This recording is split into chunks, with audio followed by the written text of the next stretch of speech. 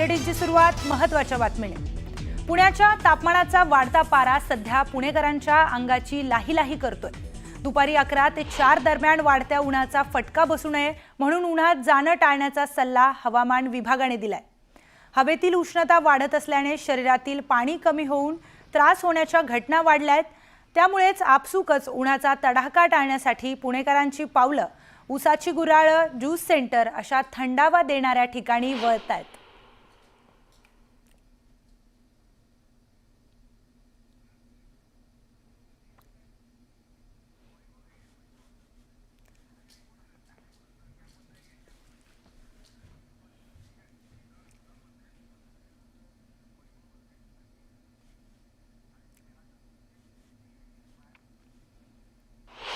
दरम्यान या संदर्भातली अधिक माहिती घेऊयात आपल्या प्रतिनिधींकडून। दरम्यान सगळ्यात आधी वैभव सोनवणे यांच्याकडे जाऊयात। वैभव, पुण्यात तापमानाचा पारा वाढताना दिसतोय आणि पुणेकरांच्या अंगाची लाही देखील होताना दिसतेय। हवामान विभागाने देखील घरात राहण्याच्या सूचना दिल्या आहेत। काय तिथली परिस्थिती आहे?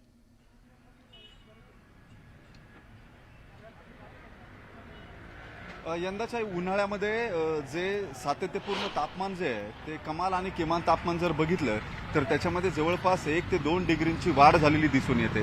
पुढचे 8 दिवस हे तापमान असंच असेल आणि प्रचंड उष्मा जो आहे तो हवेमध्ये आपण पाहतोय। दुचाकीवर जाणारे कुणी उन्हाच्या झळा लागू नयेत म्हणून कान बांधलेले दिसत आहेत आणि या सगळ्याच्या दरम्यान महत्त्वाचं म्हणजे कुठल्याही अपरिहार्य कारणास्तव बाहेर यावंच लागत असेल तर सगळ्या पुणेकरांना प्रवासाच्या दरम्यान कुठेतरी थंडावा हवा असतो आणि त्याच्यामुळेच आपण पाहतोय ज्यूस सेंटरवरती उसाच्या गुऱ्हाळांवरती गर्दी झालेली दिसते। दुपारी 1 वाजताची वेळ आहे, टळटळीत ऊन डोक्यावरती आणि जर तुम्ही अशा उन्हामध्ये प्रवास केलात तर फार 10-15 मिनिटांनंतर तुम्हाला अशाच पद्धतीनं ज्यूस सेंटर किंवा उसाचं गुऱ्हाळ शोधावं लागतं। पुणेकरांनी या अशा उसाच्या गुऱ्हाळांवर ज्यूस सेंटरवर गर्दी केलेली पाहायला मिळते आणि त्याचं कारण म्हणजे ऊन आहे। हे काका नुकतेच त्यांचा ज्यूस त्यांनी संपवलाय। ऊन कसं आहे यंदाचं? ऊन खूप आहे, खरंच खूप ऊन आहे आता। अरे चक्कर आल्यासारखंच वाटतंय। खूप बेकार ऊन आहे, एकदम बेकार ऊन आहे, बाहेर पडूशी वाटत नाही। दुपारी 12 नंतर तर अजिबात आपण बाहेर पडू शकत नाही। आपल्या पुण्यात एवढं ऊन कधी नसायचं, पण या कंस्ट्रक्शनमुळे ऊन वाढलं असं वाटतंय। झाड तोड म्हणून कन्स्ट्रक्शनच का, झाडं तोडली, तुमचे रस्ते सिमेंटचे झाले सगळंच। ते पण जोडीत बरोबर आहे तुमचं, पण कंस्ट्रक्शन खूपच वाढत चाललंय। याच्याकडे जरा तुम्ही पण लक्ष द्यायला पाहिजे, कारण झाडी तोडून कंस्ट्रक्शन होतंय, सिमेंटचे रस्ते होतात, सिमेंट तापतात। सिमेंटच्या रस्त्याला पण जरा थोडं पायबंद घातला पाहिजे, डांबरी रस्ते ठीक होते। पुणेकरांच्या प्रतिक्रिया ऐकल्या। 1 मिनिटात ऊन जे तापमान जे ते वाढण्याचे कारण तापमान वाढीची त्यांनी सांगितली आहे। ते सिमेंटचे रस्ते वाढतं काँक्रिटीकरण जे त्याच्यामुळे ही सगळी उन्हाची लाही जी आहे ती पुणेकरांना भोगावी लागते। झाडं कमी झाली आहेत आणि या सगळ्यामुळे त्याचा परिणाम जो आहे तो एकंदरीत एकत्रितरित्या तापमानवाढीवर होताना दिसतोय। ही सगळी मंडळी जी आहेत ती या उन्हाच्या काहिलीपासून काही क्षणांचा का होईना बचाव व्हावा म्हणून ज्यूस सेंटरवरती आलेले पाहायला मिळतात आणि स्वाभाविक प्रतिक्रिया आहेत। दुपारी 12 ते 4 घराच्या बाहेर पडावं वाटत नाही, इतकं प्रचंड ऊन आहे। काही अपरिहार्य कारणासाठी या सगळ्यांना यावं लागतं कामांसाठी बाहेर आणि मग शेवटी आधार घ्यावा लागतो तो ज्यूस सेंटरचा। ही मुलं सुद्धा सगळी कॉलेजेसच्या क्लासेसच्या निमित्तानं बाहेर पडतात आणि बाहेर पडल्यानंतर दुपारच्या सत्रात घरी जायची जेव्हा वेळ येते तेव्हाची गडबड आपण पाहतोय। मग त्या सगळ्या दरम्यान उत्तम ज्यूसचे प्रकार अशा सगळ्या गोष्टी ज्या आहेत त्या इथं विकत घेताना दिसतात। नक्कीच वैभव, दरम्यान पुणेकरांच्या प्रतिक्रिया आपण जाणून घेतल्यात। आता वळूया संभाजीनगरकडे। तर छत्रपती संभाजीनगरमध्येही तापमान वाढतानाच जाणवतंय। सकाळी 10 वाजता 37 ते 38 तापमान आज मोजले गेलंय आणि सध्याचं तापमान तिथे 41 अंश सेल्सिअस इतकं दाखवतंय। तर दुपारी 2 वाजेपर्यंत ते 43 पर्यंतही जाऊ शकतं अशी शक्यता वर्तवण्यात येते आणि त्यामुळेच उन्हाळ्यामध्ये रस्त्यावरील गर्दी देखील कमी झाली आहे। नागरिक आपापलं काम बरं आणि आपण बरं अशा त्यांचा हे झालेला आहे आणि आजच्या आत निपटून घरात बसलं पाहिजे असं देखील त्यांच्या प्रतिक्रिया उमटतात। विजेचाही लोड वाढल्यानं सतत यंत्रणा कोलमडून पडते आणि त्यामुळेच उन्हाळ्याच्या तडाख्यामुळे आता रुग्णालयातही गर्दी वाढताना दिसते। या संदर्भातली अधिक माहिती घेऊयात आपले प्रतिनिधी सिद्धार्थ गोदाम यांच्याकडून। सिद्धार्थ, थेट छत्रपती संभाजीनगरवरून आपल्याला माहिती देत आहेत। सिद्धार्थ, छत्रपती संभाजीनगरमध्ये देखील पारा जो आहे तापमानाचा तो अतिशय वाढलेला दिसतोय आणि छत्रपती संभाजीनगरकरांनाही याचा अतिशय त्रास होताना जाणवतोय। काय तिथली परिस्थिती आहे नेमकी? बघा, निश्चितपणे राज्यात सगळीकडेच पारा वाढलेला आहे। तसं संभाजीनगरमध्ये सुद्धा आश्चर्याची गोष्ट आहे की सकाळी 10 ते 11च्या दरम्यानच 38 तापमान जात आहे। आता जवळपास 41-42च्या दरम्यान तापमान आहे। आपण बघू शकतो रस्त्यावर जी आहे अत्यंत ट्रॅफिक तुरळीत झालेले आहे आणि तापमान जसं वाढतंय त्यामुळं प्रशासनानं सुद्धा काही जे आहेत उपाययोजना केलेल्या आहेत। सर्व सिग्नल्स सकाळी 11 ते संध्याकाळी 4 वाजेपर्यंत सर्व सिग्नल्स बंद करून ठेवले आहेत, कारण तिथं जास्त वेळ थांबण्याची वेळ येऊ नये। रस्त्यावर जनावरं दिसत नाहीयेत, अगदी लोक सुद्धा 10-12च्या आतमध्ये सगळी आपली कामं करून परत घरामध्ये जात आहेत आणि निश्चितपणे रुग्णालयामध्ये या उन्हाच्या तडाख्यामुळं अतिसार असेल किंवा ताप असणं, उलट्या होणं ह्या आजाराचे जास्तीत जास्त पेशंट या ठिकाणी येत आहेत। वेगवेगळ्या कारणाने तापमान वाढत जरी असलं तर मुळात निसर्गाचं तापमान वाढलेलं आहे। जवळपास 42-43 पर्यंत छत्रपती संभाजीनगरचं तापमान हे काय आश्चर्याची गोष्ट आहे। प्रत्येक जण आपण बघतोय की 2 व्हीलरवर असू देत किंवा पायी जाणारा व्यक्ती असेल, डोक्यावर काहीतरी घेतल्याशिवाय बाहेर दिसत नाहीत। मी मुख्य रस्त्यावर आहे छत्रपती संभाजीनगरच्या, आपण बघतो एक्का-दुक्का गाड्या या ठिकाणी दिसत आहेत। यामुळेच लोक सुद्धा आता काळजी घ्यायला लागलेत आणि निश्चित लोकांनी काळजी घेणं गरजेचं आहे। जसं मी सुद्धा पांढरा रुमाल घेतल्याशिवाय घराच्या बाहेर जात नाही। खूप भयंकर ऊन आहे, अनेकांना चक्कर येणं, ताप येणं या प्रकार सुद्धा वाढलेले आहेत। या सगळ्या गोष्टीला प्रशासन आपल्या पद्धतीने उपाययोजना करते। मात्र सर्वात महत्त्वाची आणि जबाबदारी गोष्ट आहे, आपण स्वतःहून यामध्ये काळजी घ्यायला पाहिजे। भरपूर पाणी पिणं किंवा बाहेर जाणं टाळणं, जर जायचंच असेल तर अशा पद्धतीचा रुमाल लावून बाहेर पडणं, यातून आपण बचाव करू शकतो। मात्र येणाऱ्या काही दिवसामध्ये आणखी तापमानात वाढ होणार आहे, त्यामुळे नागरिकांनी दक्षता घेणं गरजेचं आहे। निश्चितच धन्यवाद सिद्धार्थ, आपण दिलेल्या संभाजीनगरचा जो पूर्ण आढावा आहे त्या संदर्भात। दरम्यान नाशिककडे वळूया। नाशिकमध्ये देखील यंदाच्या वर्षी पारा 41 डिग्रींवर गेलाय। मागील वर्षीच्या तुलनेत यंदा तापमानात वाढ झाल्यानं नाशिककर पुरते हैराण झालेत। उन्हापासून बचाव करण्यासाठी नाशिककर रसवंती आणि ताक, मठ्ठा या पेयांचा आधार घेत आहेत। दरम्यान नाशिकची परिस्थिती आपण समजून घेऊयात। दरम्यान नाशिकमध्ये देखील पारा वाढतानाचं दिसतंय। नाशिककर देखील आपला चेहरा, आपलं डोकं सगळं रुमाल बांधून तिथून उन्हातून बाहेर निघतायत। काही जण प्रवास करतायत तर काही जण कामासाठी त्यांना उन्हात बाहेर पडावं लागतंय। तो नाईलाज आहे, पण तिथला जो उन्हाचा पारा आहे तोही 41 डिग्रींवर गेलाय। दरम्यान पुण्यात आपण बघितलं पारा वाढलाय, छत्रपती संभाजीनगरमध्ये देखील जे उष्णता आहे ती असह्य झाली आहे। दरम्यान नाशिक दरवर्षी तसं थंड असतं, पण यावर्षी नाशिकमध्ये 41 डिग्रींवर तिथलं तापमान गेलंय। दरम्यान मागील वर्षीच्या तुलनेत यंदा नाशिकच्या तापमानात वाढ झाली आहे, त्यामुळे नाशिककर देखील याला हैराण झालेत। उन्हापासून बचाव करण्यासाठी नाशिककर आता वेगवेगळ्या उपाययोजनांचा अवलंब करतायत। दरम्यान काही जण रसवंती आणि ताक या पेयांचा आधार देखील घेताना दिसून येत आहेत। या संदर्भातली अधिक माहिती घेऊयात आपले प्रतिनिधी लक्ष्मण घाटोळे यांच्याकडून। लक्ष्मण, नाशिकमध्ये देखील दरवर्षीपेक्षा यावर्षी पारा अधिकच वाढताना दिसतोय, म्हणजे 41.0 तिथला तापमानाचा पारा गेलाय। काय तिथली परिस्थिती?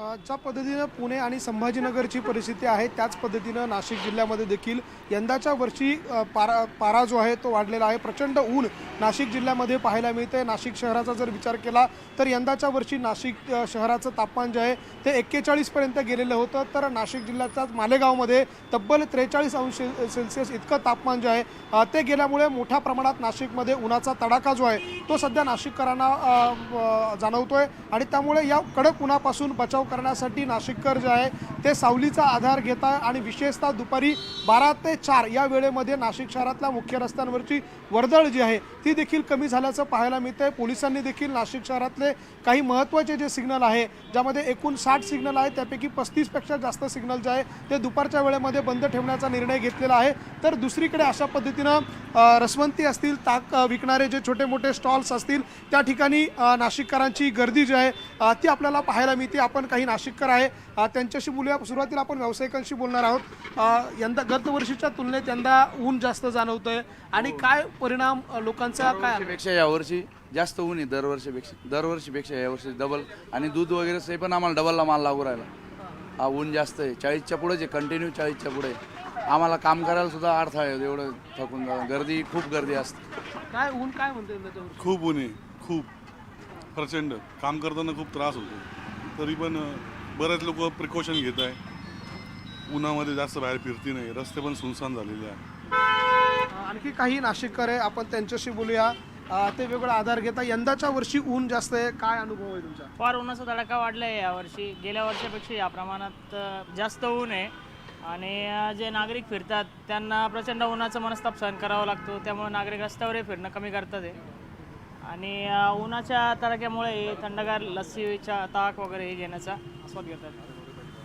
आपण बघतोय नाशिककरांच्या या प्रतिक्रिया आहे आणि ज्या पद्धतीनं त्या स्टॉल विक्रेत्यांनी जसं सांगितलं की गत वर्षीच्या तुलनेत यंदा ऊन जास्त आहे आणि त्यामुळे त्यांच्या स्टॉलवर देखील अशीच गर्दी आहे. जी निश्चितच. परिस्थिती या स्टॉलवर आहे तीच परिस्थिती नाशिक शहरातल्या रसवंती असेल, आईस्क्रीम पार्लर असतील, त्या ठिकाणी देखील नाशिककरांची गर्दी जी आहे ती आपल्याला पाहायला मिळते. आणि निश्चितच कडक लक्ष्मण, उन्हाचा जो धन्यवाद फटका आहे, आपण दिलेल्या माहितीसाठी.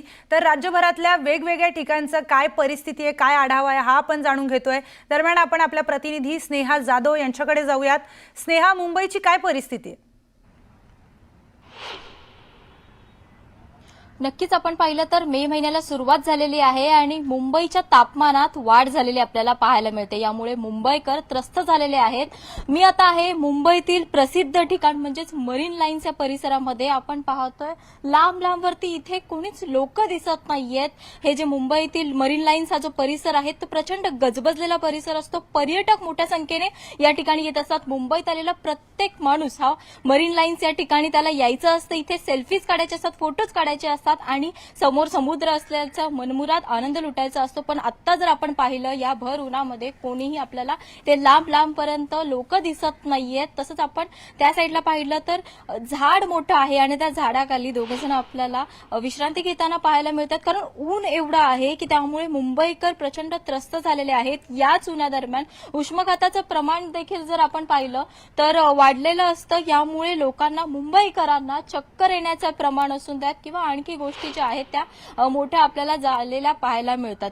या दरम्यान मुंबईकरांनी जास्तीत जास्त पाणी प्यायला पाहिजे, स्वतःची काळजी घ्यायला पाहिजे. सकाळपासूनच आपण जर पाहिलं तर मुंबईत ऊन यायला सुरुवात होते आणि यामुळे कुठेही बाहेर पडताना आज तापमान किती आहे याचा अंदाज घेऊनच मुंबईकरांनी कुठेतरी बाहेर पडायला पाहिजे. आजचं जे तापमान आहे मुंबईतलं ते 33°C आहे आणि पुढे देखील काही दिवसानंतर तापमान वाढण्याची शक्यता वर्तवली जात आहे. त्याच अनुषंगाने मुंबईकरांनी घराबाहेर पडताना या गोष्टीची काळजी घ्यायला हवी.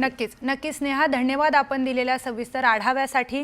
दरम्यान आता मुंबईवरून आपण नागपूरमध्ये जाऊयात. नागपूरचा जो तापमानाचा पारा असतो तो जास्त असतो.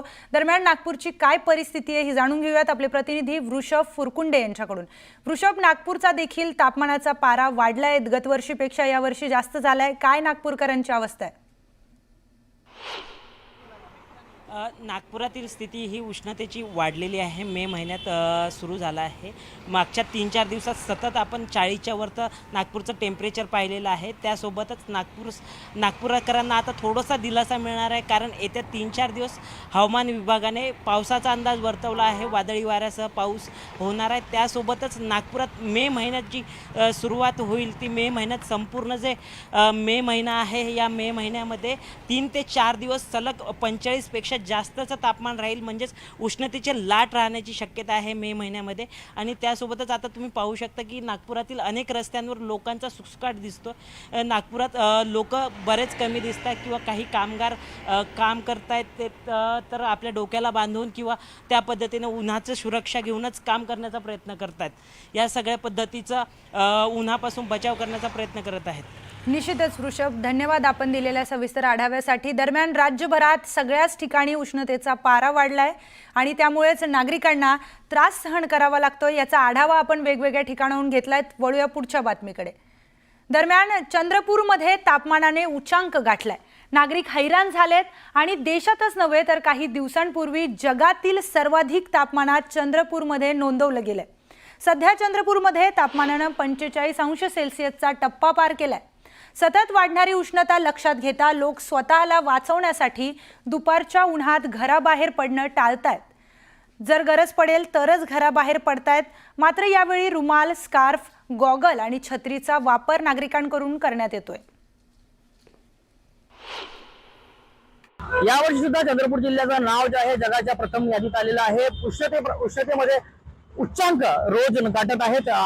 कालचं तापमान हे 42 डिग्री सेल्सिअस पर्यंत पोहोचलं होतं. तापमानात कमी असली तरी उष्ण वारे जे आहेत 12 ते 4च्या दरम्यान मोठ्या प्रमाणात वाहत आहेत. यासोबतच रात्री सुद्धा उष्ण वारे वाहत असतात. त्याच्यामुळे उष्णता फार वाढलेली आहे. दुपारच्या वेळेस रस्ते जे आहेत ते सुन्न होऊन जातात. यासोबतच ठिकठिकाणी जी पाणपोची व्यवस्था केलेली आहे आणि ज्या 12 ते 4च्या मध्ये सिग्नल बंद ठेवण्यात आले. यामुळे नागरिकांना काहीसा दिलासा मिळत आहे. परंतु सध्या तरी एक उष्णतेची लाट जी आहे ते कुठेतरी कमी होण्याची शक्यता दिसत आहे. 5 तारखेपर्यंत हवामान विभागाने जे आहे ते वादळी पावसाचा जे इशारा दिला असल्यामुळे कुठेतरी तापमानात घट होण्याची शक्यता दिसत आहे. पण तोपर्यंत 5 मे नंतर पुन्हा उष्ण वारे वाहण्याची शक्यता आहे. हैदर शेख, न्यूज लोकमत, चंद्रपूर. सकाळी 7ला आमचं काम सुरू होतं. 7:30 पासून घामाधोका होऊन जातो माणूस. उष्णता एवढी झालेली आहे की सहन होत नाही. आणि त्यातल्या त्यात म्हणजे भारतातील सगळ्यात उष्ण शहर म्हणून आता चंद्रपूर दिसून राहिलं आहे. लहान लेकरांच्या तब्येती खराब होऊन राहिल्या आहे. एक तर वातावरणात काही बदल होतोय त्यामुळे पण इम्पॅक्ट पडतोय. यावर्षी तर भरपूर तापमान वाढलेलं आहे आणि घराच्या बाहेरही निघू शकत नाही आपण. एवढं तापमान आहे. 9 नंतर एवढं असं वाटतं की आपण कुठं राजस्थानमध्ये वगैरे वाळवंटात फिरत आहोत. आणि आम जनतेचंही भरपूर म्हणजे रस्त्यावर कोणीच दिसत नाही आहे आणि 12 नंतर तर कोणीच दिसत नाही.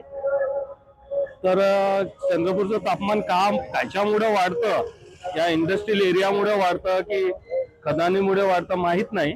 पण आपण घराच्या बाहेरही निघू शकत नाही. भरपूर म्हणजे अपडाऊन करण्यावाले जे स्टुडंट आहे त्यांना उष्णतेमुळे तर खूप जास्त त्रास होतो.